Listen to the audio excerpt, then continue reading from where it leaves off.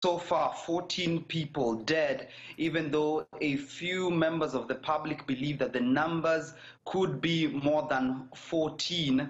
So far, the president says it's only 14, including the 4 attackers, even though the president did not expressly mention the number of attackers who were involved in this particular incident, but it is believed 4 of them were involved if the CCTV footage that emerged hours after the attack began is anything to go by. One of them believed to have killed himself through a suicide vest when he detonated a bomb just about 30 minutes after the siege began, and 3 others taken out during a fire exchange between Kenyan police officers and the attackers. So right now, it's the time where the country has been urged to move forward. The president indeed commending the security officers who only just yesterday, a time like this, would not have imagined that they would spend the night in an operation that would take them this long. So the president, of course, coming out as expected to try and unite the country, try and move the country forward, and of course promising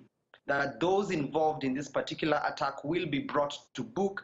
He said he did chair a high-level security meeting this morning, but of course urging Kenyans to remain calm, of course also saying that no, there need not be any panic from either the local or foreigners within the country at the moment.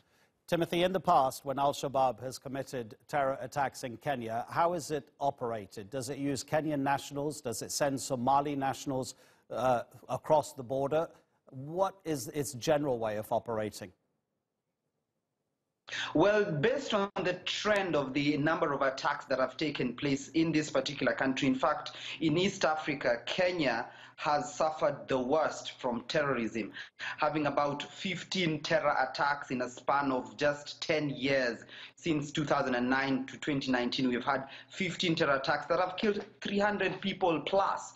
Now, the Al-Shabaab have often used young Kenyans because a majority of the Kenyan population is not employed, many of that number being the youth who are deemed to be desperate and in need of quick cash. So most of them have been a soft target for Al-Shabaab recruiters who have often taken them up, trained them, and then sent them back into the country to commit some of these attacks. Interestingly, many of those who have been involved in terror attacks have confessed that they have done this knowingly, and they have not been either forcefully coerced or convinced to do this. They have done this voluntarily, and perhaps the government will now then have to move to try and find ways in which they can curtail the recruitment of young Kenyans into the Al-Shabaab group, and hopefully this can help save lives. Unfortunately, not so in this particular case, even though the president promises that they are not going to rest until all those involved, either through funding, planning, or execution of this attack, are finally brought to justice.